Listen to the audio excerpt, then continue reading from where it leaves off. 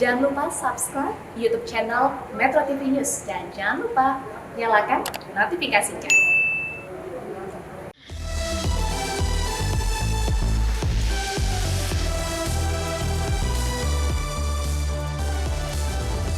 Apakah rancangan undang-undang tentang kesejahteraan ibu dan anak dapat disetujui menjadi RUU usul DPR RI? Dan dengan seizin Dewan, maka perkenalkan kami menutup rapat paripurna dengan ucapan Alhamdulillahirabbil alamin. Wassalamualaikum warahmatullahi wabarakatuh. Om Santi Santi, Om Namo Buddhaya, salam kebajikan.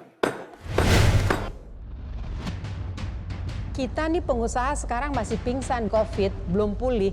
Mau ditambah lagi 6 bulan nanti akibatnya bukan hanya pengusaha yang keberatan, perempuan juga yang kasihan. Beberapa negara mereka membuat aturan yang lebih ketat pada skala perusahaan seberapa di mana aturan-aturannya harus berlaku. Ataupun juga ada insentif yang dilakukan oleh pemerintah karena bisa jadi perusahaan ataupun unit usaha itu secara prinsip setuju, tapi secara kapasitas tidak mampu.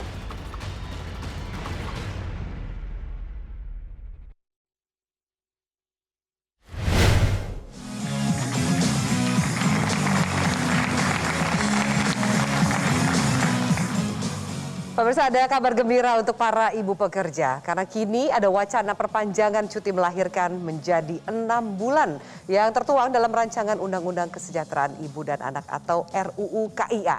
Nah, RUU ini sudah masuk dalam daftar prolegnas di DPR akhir Juni lalu. Kita lihat bersama seperti apa sih poin-poin krusial di RUU KIA. Pertama, poinnya adalah cuti melahirkan 6 bulan. Gaji 100% 3 bulan pertama. Gaji 75% di bulan ke-4 sampai ke-6. Lalu untuk sang ayah tenang saja. Anda juga mendapatkan cuti selama 40 hari. Waktu dan tempat laktasi selama bekerja harus disediakan. Serta kasus keguguran bisa mendapatkan cuti selama 45 hari. Bisa dikatakan kita apresiasi RUU KIA kini. Apalagi jika ini diberikan demi memastikan sebuah tujuan mulia, yaitu pemenuhan ASI eksklusif. Dengan demikian harapan terciptanya generasi emas jauh dari generasi stunting nantinya. Namun bersama kita lihat lebih jauh, apakah kebijakan tersebut juga akan menjadi bumerang? Karena ada banyak pro dan kontra. Jangan sampai perempuan yang justru menjadi celah untuk mengembalikan perempuan ke ranah domestik. Lalu apa saja yang harus dilakukan untuk memenuhi segala yang menjadi hak ibu dan juga hak anak? Apa juga peran yang sebenarnya bisa diambil oleh kaum laki-laki dalam persoalan ini? Inilah Super Women kali ini hadir dengan berbagai gagasan dalam tema cuti 6 bulan lahiran. Realistiskah?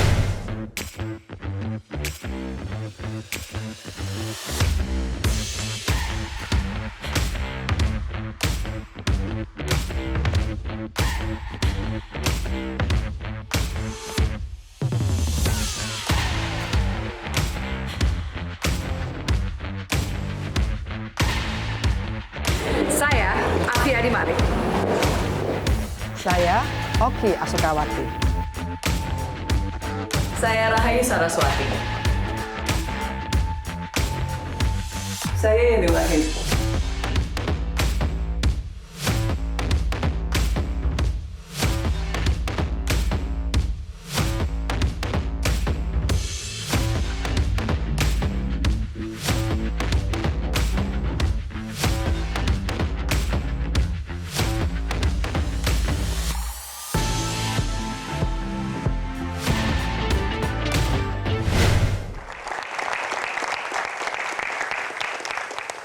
Dan langsung saja untuk membahas tema ini sudah menemani saya di sini teman-teman panelis. Ada Mbak Oki Asukawati. Halo Mbak Oki. Hai Vi. Hai, apa kabar? Alhamdulillah baik. Dan kemudian ditemani oleh Rahayu Saraswati. Halo Sarah, apa kabar? Baik. Baik.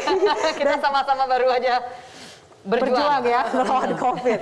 Oke, dan kemudian kami juga akan menghadirkan narasumber yang hebat. Di sebelah saya sudah ada Mbak Sinta Wijaya Kamdani, Wakil Ketua Umum Asosiasi Pengusaha Indonesia. Halo Mbak Sinta, apa kabar? Baik. Alhamdulillah sehat. Sehat. Dan juga satu lagi ada Mbak Mira Sumirat, Presiden Asosiasi Serikat Pekerja atau Aspek Indonesia. Mbak Mira, Baik. halo.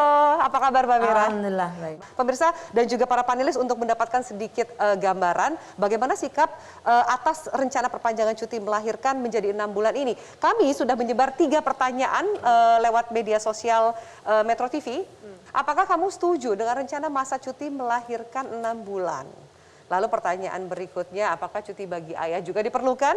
Dan bagaimana pendapatmu soal masa cuti melahirkan 6 bulan yang benarkah akan merugikan pengusaha? Nah, Anda bisa lihat di layar kaca, itu adalah sejumlah respon dari netizen. Ada yang mengatakan mengurangi kesempatan kerja bagi wanita, ada yang mengatakan ini kesempatan yang baik untuk mengurus anak atau bayi yang baru dilahirkan. Nah, kami juga menyebar polling dengan pertanyaan, sejukah Anda dengan rencana masa cuti melahirkan selama 6 bulan? 195 votes, 61% setuju, 39% tidak setuju. Menurut Anda apakah cuti bagi ayah juga perlu diberlakukan? 166 votes mengatakan 78,3% perlu. Oke, ini mantap ya, mantap. Para ibu langsung bilang mantap. 21,7% mengatakan tidak perlu.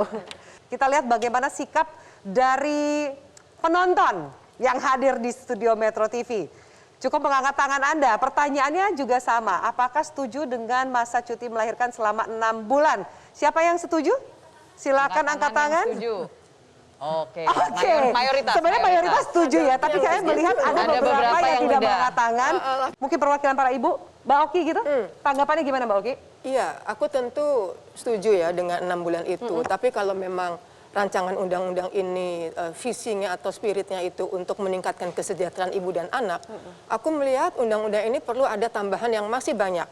Misalnya, kalau kesejahteraan ibu dan anak itu hanya dikaitkan dengan angka kematian ibu, angka kematian bayi, which is itu artinya adalah di hilir. Sementara ketika berbicara mengenai angka kematian ibu kita melahirkan, angka kematian bayi, itu adalah bagaimana edukasi dan pengetahuan si ibu, calon ibu, tentang untuk mempunyai regular reproduksi yang baik. Karenanya undang-undang ini menurut aku harus juga memuat pasal-pasal yang mengatur di hulunya. Seperti misalnya dengan Kementerian Pendidikan, mereka harus diajarkan mengenai organ reproduksi. Karena juga yang perlu diperhatikan juga, apakah betul ketika nanti undang-undang ini dilaksanakan, itu angka stunting bisa menurun, angka kematian bayi bisa menurun, kemudian angka kematian ibu juga bisa menurun. Jadi menurut aku sangat mendukung, karena sekali lagi memang hubungan antara bayi dari usia 0 sampai 5 tahun dengan ibu, dengan orang tuanya, ibu dan bapak, itu sangat penting untuk meningkatkan kemampuan kognisinya, emosinya, sosialnya, dan juga untuk hal-hal lainnya yang lebih bagus perilakunya, begitu. Jadi, mumpung ada kesempatan RU ini menjadi salah satu masuk dalam prolegnas, kenapa tidak membahas dari awal bagaimana perencanaan dari kehamilan itu sendiri, ya kan? Bahwa kemudian itu dibutuhkan untuk kesejahteraan dan kesehatan ibu dan anak serta keluarga. Nah, ini sampai hilir jadinya. Kita juga harus meluruskan karena banyak ya dari antara bahkan di antara aktivis-aktivis yang tidak mengerti bahwa ini masih RUU. Karena kemarin itu pas diketok itu menjadi RUU inisiatif dari DPR. Berarti belum disahkan menjadi undang-undang. Artinya yang kita bahas saat ini menjadi bagian dari masukan kepada rekan-rekan kita. Nah, ini tadi menarik kalau misalkan Mbak Oki tadi ngangkat bahwa ada catatan. Saya rasa banyak banget ya catatan dari kita ya, karena sekali lagi belum itu jadi dan justru ini kesempatan. Tadi yang diangkat misalnya soal kalau saya mau sebutnya pendidikan kesehatan reproduksi. Some people call it sex education. Tapi sebenarnya yang dimaksud dengan sex education itu sebenarnya pendidikan kesehatan reproduksi. Untuk teman-teman ketahui, MDGs waktu itu kan Millennium Development Goals. Salah satu yang dimana Indonesia gagal adalah angka kematian ibu dan anak. Ya.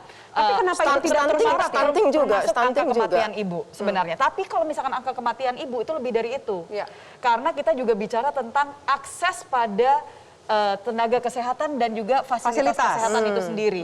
Bisa dibayangkan mereka yang ada di desa-desa yang jauh dari rumah sakit atau bidan, itu bahkan ada ibu hamil yang lagi udah masuk ke labor, dia harus naik.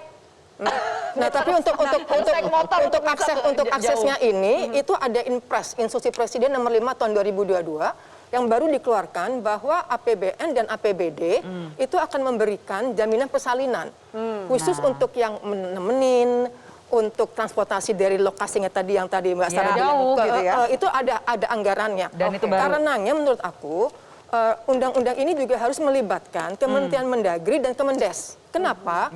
Karena data terkait dengan angka kematian ibu, angka kematian bayi, itu kan yang tahu kepala desa. Yang tahu adalah pimpinan daerah.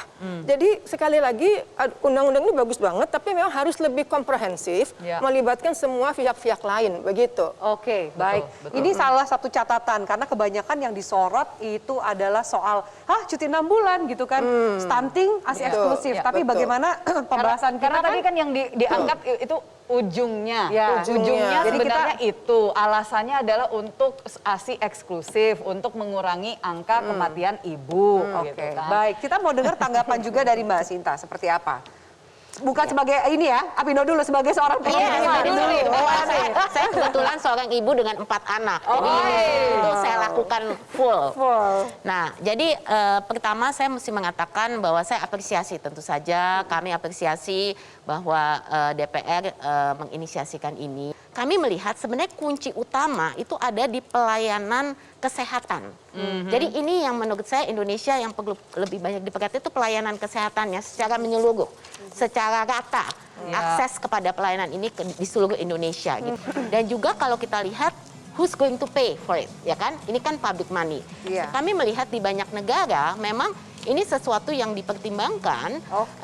Ya of course kalau negara maju pasti, ya kan? Tapi negara berkembang juga mempertimbangkan. Tapi itu banyak dikaitkan dengan government support juga gitu. Nah ini juga kalau sekarang ini kan Indonesia adalah salah satu negara yang full cuti hamil itu dibayar oleh pengusaha. Jadi dia ini kalau untuk cuti itu benar-benar 3 bulan itu untuk pengusaha. Perusahaan yang akan membayarkan. Betul. Nah, salah satu yang kita juga amati pro dan kontra yang terjadi adalah antara dunia usaha seperti apa melihatnya. Benarkah kemudian jika ternyata cuti 6 bulan diketok palu, justru akan meresikokan perempuan sendiri kehilangan pekerjaannya. Kita bahas lebih jauh usai yang satu ini.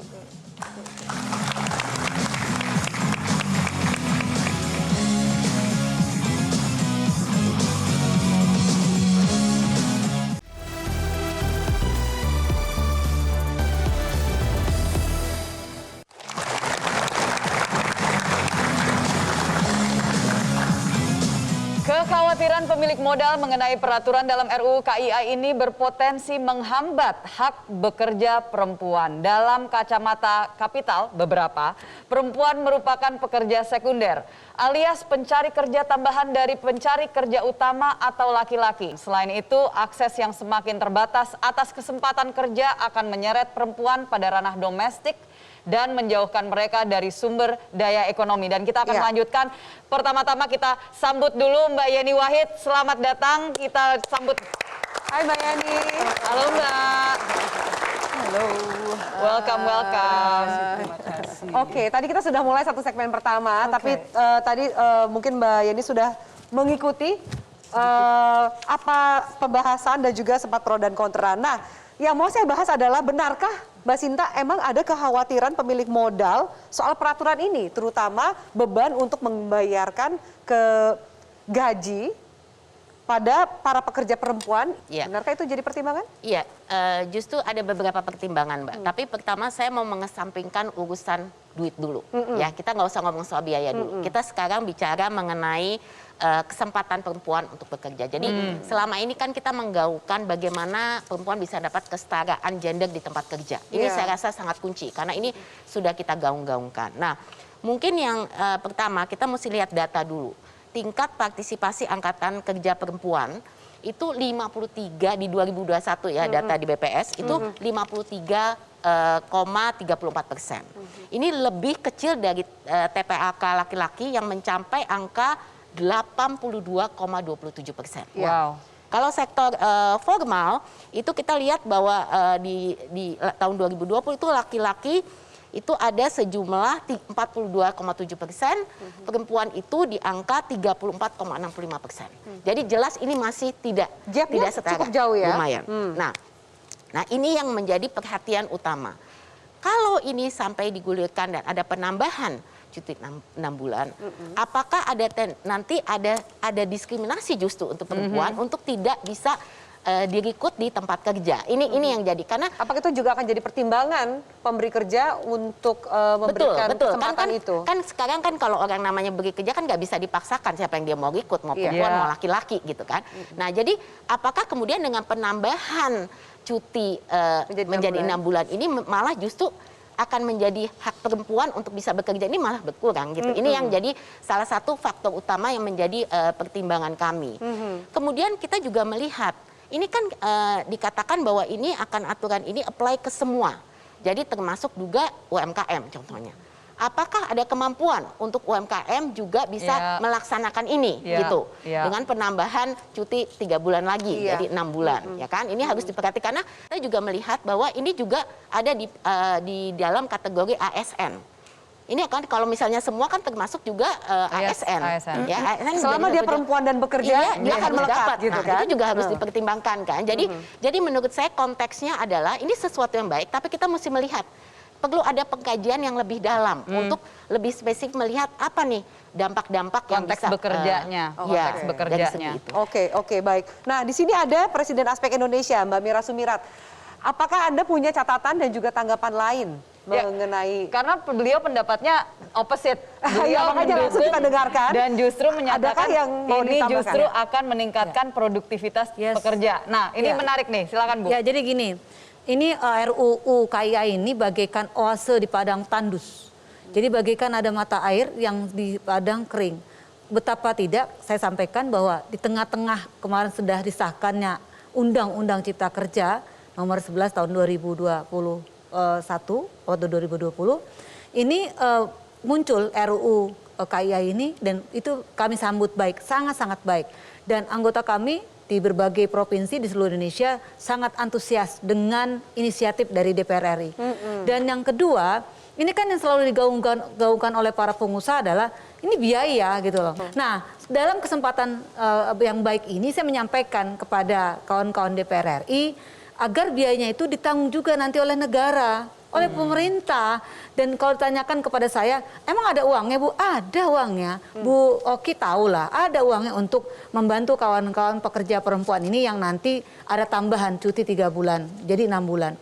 Lalu yang ketiga, karena banyaknya kasus, tadi menarik ya disampaikan bahwasannya oleh Bu Oki dan Bu Saras bahwa banyak kasus stunting, bahwa harus hulunya dulu gitu ya.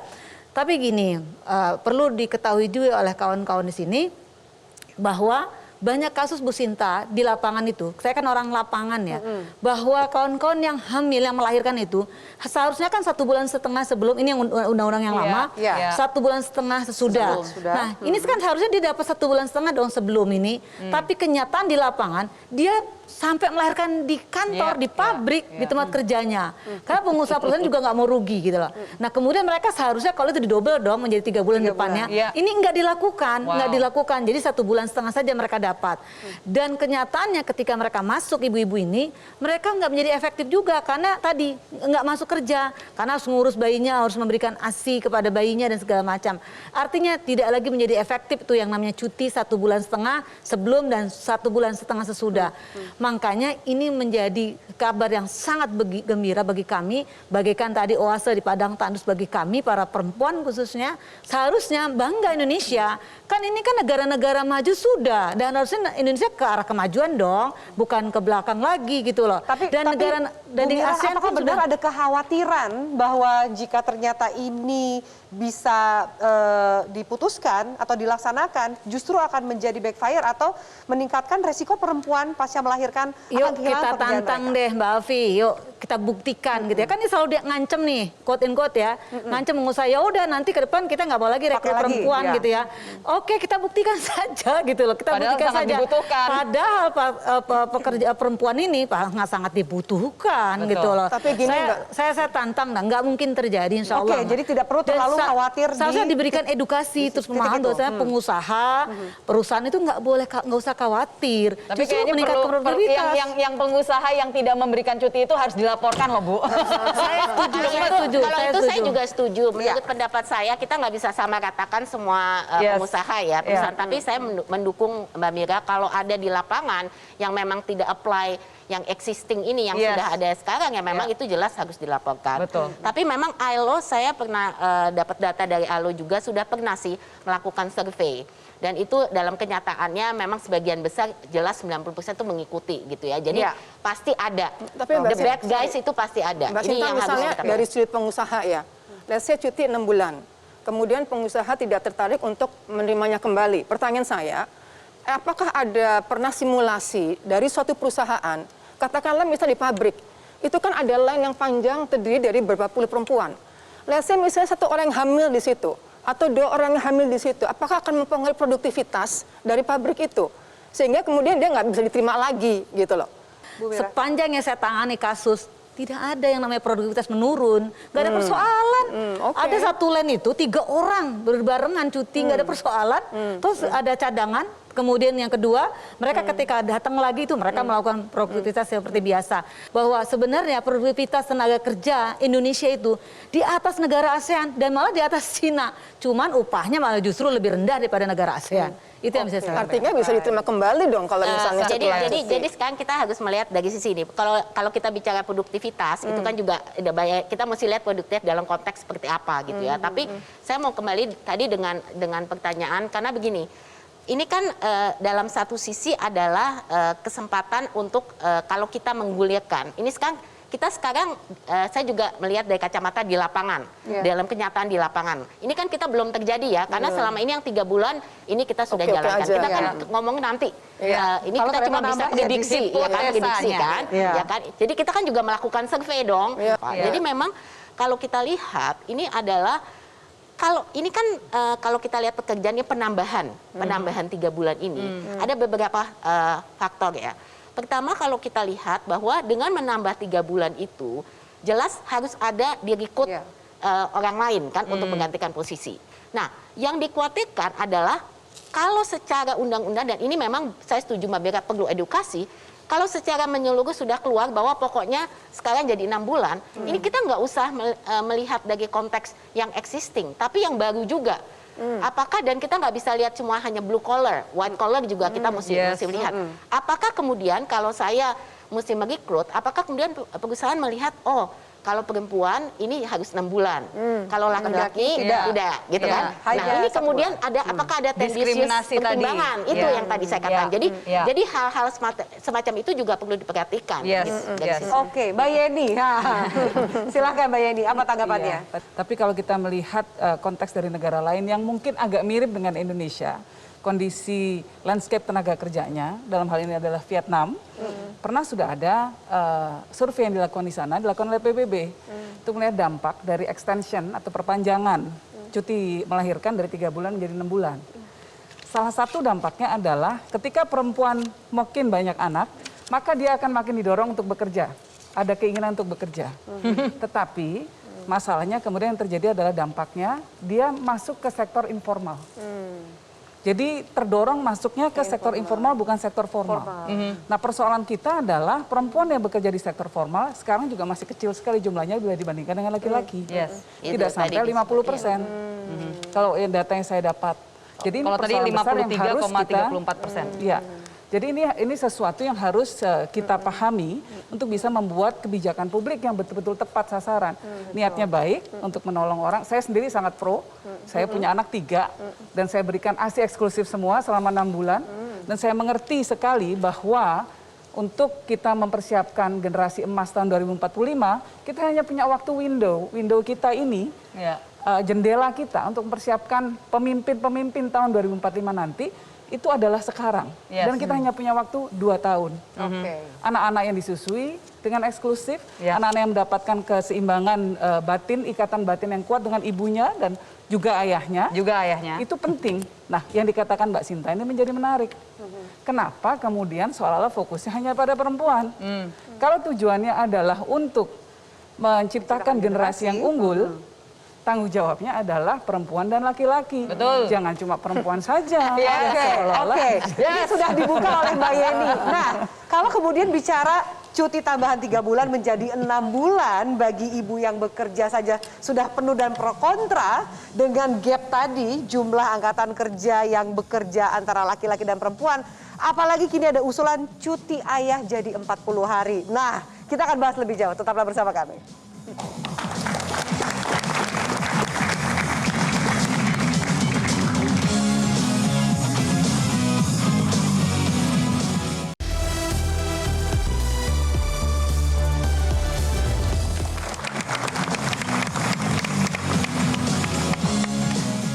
Penambahan cuti melahirkan ibu tanpa memberikan cuti kepada ayah seolah menegaskan pengasuhan anak hanya tanggung jawab ibu.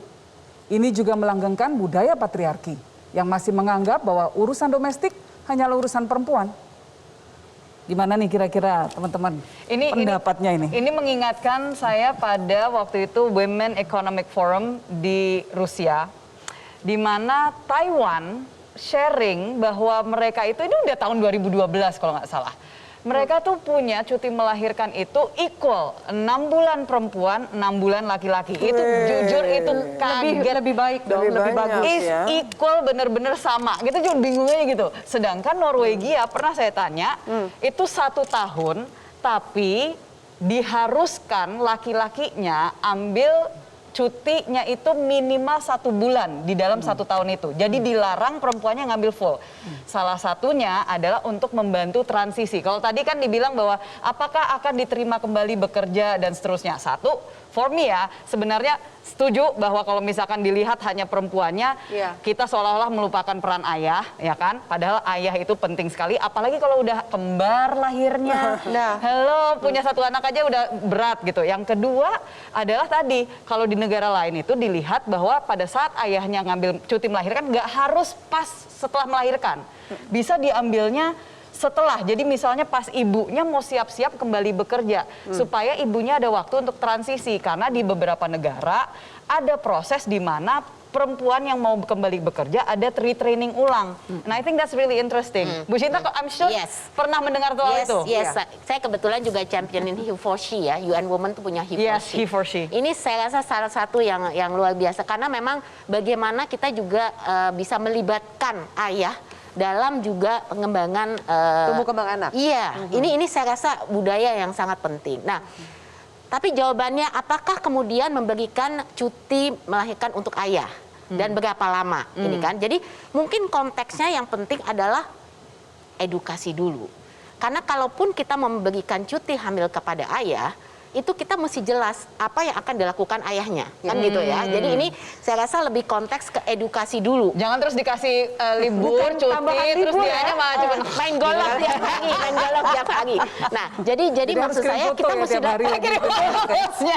kita mesti mulai dari awal dulu gitu loh, untuk memberikan edukasi kepada laki-laki. Ini actually ini yang kami lakukan sekarang gitu, supaya mulai dengan bapak menjemput anaknya dari sekolah 3 kali seminggu, kemudian jadi budaya ini harus dibangun dulu. Kalau Bu Mira, tanggapannya seperti apa? Bahwa jangan-jangan ini kan PR-nya udah kemudian pro kontra terhadap tambahan cuti, bagaimana juga dengan tambahan cuti bagi ayah? Di satu sisi itu juga akan jadi kalkulasi yang pertama, pengusaha. ini kan tujuannya mulia. Udah sama-sama ketahui lah, penambahan cuti 3 bulan menjadi 6 bulan untuk pekerja perempuan ini sangat mulia. Tadi sudah disampaikan untuk bagaimana menciptakan Indonesia emas, manusia-manusia unggul Indonesia dan calon-calon pemimpin di 2045. Ini clear, baik Bu Sinta, saya, anggota DPR, pengusaha semuanya lah ya, saya kira clear.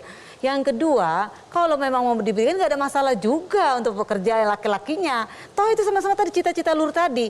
Nah kalau tadi secara teknis kata Mbak ini screenshot atau kasih tahu itu teknis lah Mbak. Apakah pekerja laki-laki juga mensupport ide ini? Sangat mensupport, dan faktanya memang orang Indonesia kan begitu juga. Dari dulu zaman nenek kita gitu ya, bahwasannya memang selalu mensupport. Saya kira kalau melihat itu kan case by case ya, misalnya satu secara personal bagaimana pekerja laki-laki yang tidak mau membantu istrinya, tapi kalau bicara persentase 90% suami-suami itu membantu kok. Gitu. Kalau buat aku jangan khawatir gitu, jangan khawatir.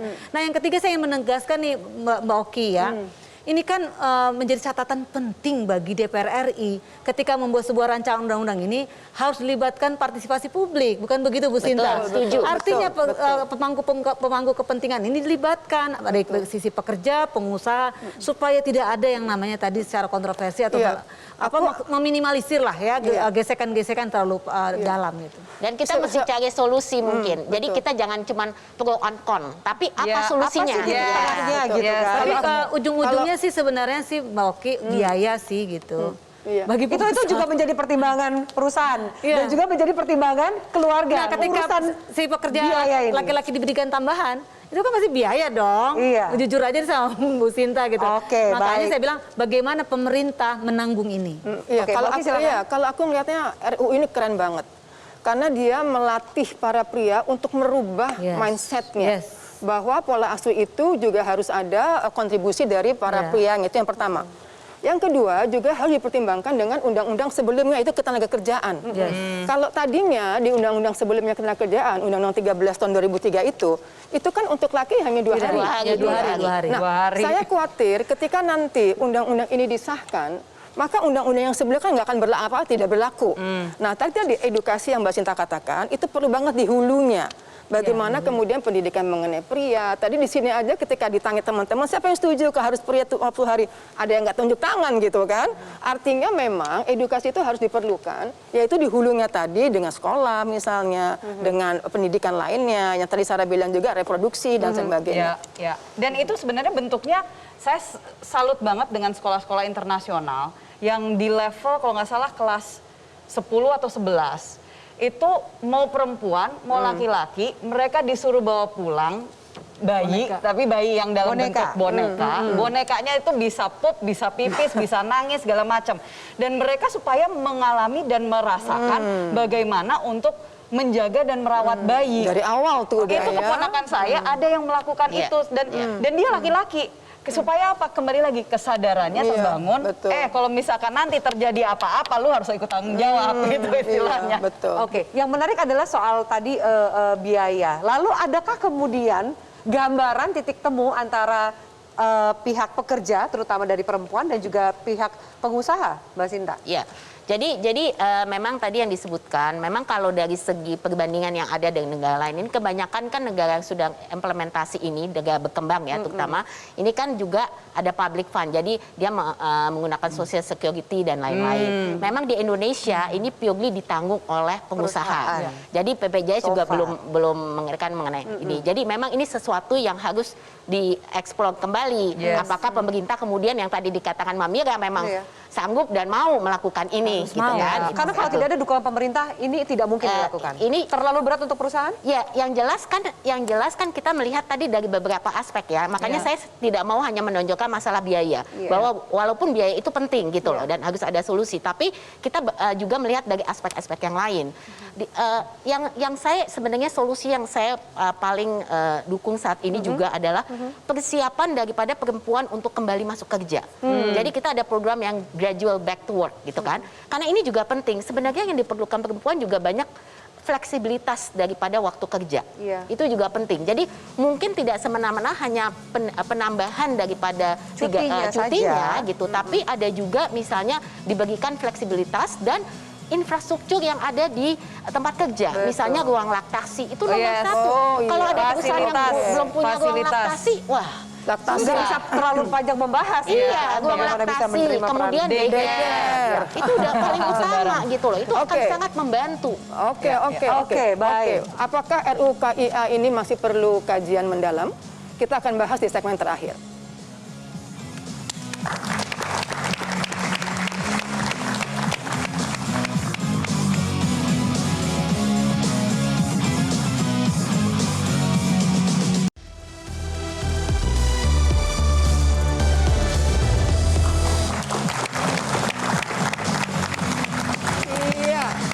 Kita sudah ada di segmen terakhir Super Women, dan kita akan bahas soal catatan tambahan dari masing-masing perspektif kita pada RUU KIA ini. Mungkin Mbak Mira silakan bisa catatan tambahannya. Baik, yang pertama kami hanya meminta kepada DPR RI sebagai selaku inisiator daripada RUU KIA ini, tolong sekali lagi libatkan pemangku kepentingan dalam hal ini pengusaha, pekerja, agar hal-hal yang menjadi perdebatan itu tidak terlalu dalam, tidak terlalu jauh gitu ya. Terus yang kedua, pemerintah siapkan anggaran untuk mengantisipasi tadi. Pasti ini akan berdampak biaya bagi para pengusaha, pasti. Makanya pemerintah slot anggaran di sana untuk ini. Lalu yang ketiga, berikan edukasi yang secara luas dan maksimal. Ini tugas DPR RI dan pemerintah agar supaya masyarakat kita sadar atas betapa pentingnya cuti 6 bulan untuk pekerja perempuan dan menuju manusia Indonesia yang unggul, bagi laki-lakinya pun demikian. Jadi tidak lagi kita bicara ke belakang, tapi yuk kita justru meniru negara-negara yang sudah mengimplementasikan ini menjadi negara maju. Ingat, Indonesia sudah masuk G20. Mudah-mudahan Indonesia masuk G7. Terima kasih. Oke, terima kasih. Mbak, silakan sebagai narasumber kami. Iya, jadi saya rasa kita semua di sini punya objektif yang sama, yaitu bagaimana kesejahteraan ini bisa dicapai untuk Indonesia emas dan lain-lain. Jadi ini jelas objektifnya sama. Nah, tentu saja dalam inisiatif sesuatu inisiatif yang baik, tentu saja perlu juga tadi partisipasi ya dari segi masukan-masukan sehingga tidak lompat gitu, tidak hanya langsung diketok tanpa kita melalui proses kajian yang lebih dalam. Jadi tidak hanya dari segi masukan, tapi kajian juga yang harus dilakukan oleh pemangku kepentingan supaya kita punya paling tidak ini semua kan kita melakukan asumsi, tapi ada fakta dan data yang bisa mendukung gitu. Jadi menurut saya janganlah kita terburu-buru tanpa melakukan kajian yang lebih dalam.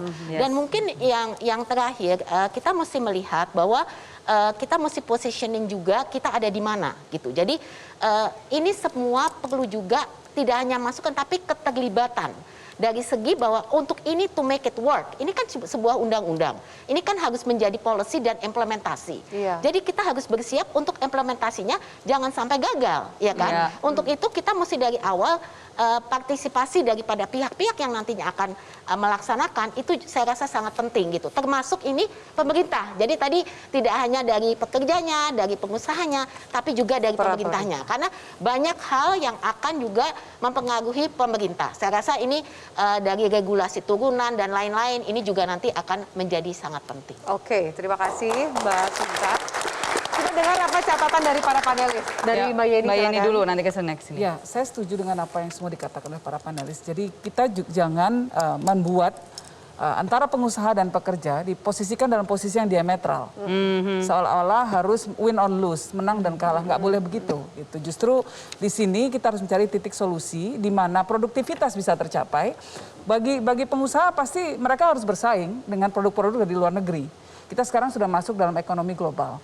Sehingga efektivitas, efisiensi dalam perusahaan itu sangat penting sekali. Nah, ini yang menjadi catatan besar gitu ya, harus dipenuhi. Tapi di sisi lain, kita ini hidup bernegara, berbangsa, bukan cuma sekedar untuk untuk bisa maju saja, tapi juga bahagia. Ini yang kadang-kadang dilupakan. Kita ingin kesejahteraan. Happiness index. Iya, betul. Kesejahteraan itu tidak bisa diukur hanya dengan banyaknya uang yang kita miliki, tetapi apakah batin kita tentram atau tidak. Nah, ketika para pekerja tidak mendapatkan kesejahteraan batin di luar kesejahteraan finansial, maka yang terjadi adalah tidak produktif juga dalam lingkup bekerja. Jadi ini dua keseimbangan ini harus diperhatikan bagaimana caranya, dan saya sangat setuju bahwa negara harus berperan. Perlu lebih banyak kajian, itu sangat mutlak harus dilakukan. Perlu lebih banyak lagi stakeholders yang dilibatkan, para pemangku kepentingan dilibatkan dalam kajian ini. Nggak usah terlalu buru-buru, tapi juga jangan lambat. Ya, jadi lebih komprehensif. Dan tidak cukup hanya memberikan ekstensi 6 bulan. Perlu ada tambahan-tambahan hak-hak lainnya, termasuk diantaranya adalah memastikan bahwa ayah terlibat dalam proses pengasuhan anak. Oke. Iya. Menarik sekali apa yang disampaikan Mbak Yeni, Mbak Sinta, dan Mbak Mira. Aku menambahkan mengenai sinkronisasi dengan undang-undang yang sudah ada. Menurut aku itu sangat penting ya, undang-undang ketenagakerjaan, kemudian peraturan Menteri Kesehatan tentang laktasi, daycare, dan lain sebagainya. Karena seperti yang dikatakan oleh Mbak Sinta tadi, harus bisa diimplementasikan. Dan juga melibatkan Kemendagri maupun Kemendes. Karena sekali lagi data mengenai angka kematian ibu, angka kematian bayi, stunting, itu kan yang tahu kan camat, lurah, kepala desa. Jadi itu mereka perlu dilibatkan juga. artinya ada APBN ataupun APBD. Nah, terkait juga dengan isu-isu lainnya seperti misalnya Kementerian Desa katakanlah atau pemerintah daerah, jadi dimasukkan dalam standar minimal pelayanan desa. Harus dimasukkan kinerja tersebut. Berapa angka kematian bayinya, angka kematian ibunya, dan juga untuk stuntingnya. Itu dari saya. Oke, baik. Sarah, silakan. Oke, saya coba dalam 30 detik. Karena ada lima hal. Yang pertama, kita nggak bisa copy paste. Strata sosial dan strata bekerja itu berbeda. Manajemen, karyawan, buruh, UMKM pasti kondisinya berbeda-beda, jadi ini kita nggak bisa langsung menerapkan semuanya sama. Yang kedua, ini juga dengan pandemi kita sudah berubah sistem bekerja kita. Mungkin salah satu hal yang bisa diberlakukan adalah kalau misalkan ada ibu atau buruh atau siapapun yang istilahnya bisa bekerjanya itu remote working dari rumah, mereka bisa bekerjanya di rumah, disupport dengan perlengkapan yang dibutuhkan gitu kan. Tapi mereka bisa produktif tanpa mereka harus meninggalkan rumah terlalu dini. Jadi itu masih bisa. Yang ketiga, saya juga untuk menekan angka kematian ibu itu juga masih kurang sekali untuk sosialisasi tentang inisiasi menyusui dini. Itu sangat penting. Lalu yang kelima, dua yang terakhir. Kita juga jangan sampai, menurut saya ini mohon untuk dimasukkan, harus ada pembatasan jumlah anak. Ini kita KB ini udah mulai gagal nih di Indonesia. Semuanya tiba-tiba punya anaknya udah mulai banyak lagi. Sedangkan dengan pertumbuhan jumlah anak yang tambah banyak, ya artinya kita kebutuhan untuk kedaulatan pangan itu juga tambah tinggi. Sedangkan kita punya permasalahan untuk supply for ourselves juga gitu kan. Jadi itu harus dilihat dari segi misalnya bahwa insentif ini hanya misalnya untuk 2 atau 3 anak pertama. That's it. Sehingga ada pertimbangan. Jadi ada pertimbangan untuk kita nggak mau Kalau yang keluarganya poligami, bapaknya cuti terus. Kecuali kalau misalkan ya kita bicara kecuali kalau misalkan ini dari segi bahwa dari keluarga yang mampu atau itu kan harus dilihat apakah mampu untuk menyekolahkan atau tidak dan seterusnya. Terakhir, jangan lupa asupan gizi karena kalau bicara stunting artinya sejak conception, sejak pertama kali bayi itu ada dalam rahim ibunya, itu sudah akan menentukan dia stunting atau tidak. Jadi asupan gizinya harus diperlakukan untuk ibu pada saat dia hamil. Oke. Saya yakin dari semua keterangan narasumber dan juga panelis bahwa ikhtiar dari dasar pembentukan rancangan undang-undang kesejahteraan ibu dan anak ini berangkat dari refleksi bahwa kesejahteraan ibu dan anak baik secara fisik, kemudian psikis, sosial, ekonomi termasuk spiritual adalah sebuah kesatuan yang tidak terpisahkan untuk saling mempengaruhi kebahagiaan dan juga kesehatan ibu dan anak ke depan. Yang mana ujungnya adalah kesejahteraan keluarga, kesejahteraan masyarakat, dan ujung yang kita targetkan adanya perbaikan SDM yang unggul dan juga generasi penerus bangsa di masa depan. Mengingatkan bahwa di draft RUU KIA ini disebutkan bahwa negara wajib menjamin kehidupan yang sejahtera lahir batin bagi setiap warga negara. Oke, kita harapkan diskusi ini bisa menjadi masukan yang baik RUU KIA ini, dan pemirsa terima kasih para panelis dan narasumber untuk diskusi yang hangat ini dan juga para audiens dan juga pemirsa di rumah. Saya Afian Malik undur diri. Jangan lupa saksikan Super Women setiap Kamis minggu ketiga setiap bulannya pukul 10:05 waktu Indonesia Barat di malam hari di Metro TV. Sampai jumpa.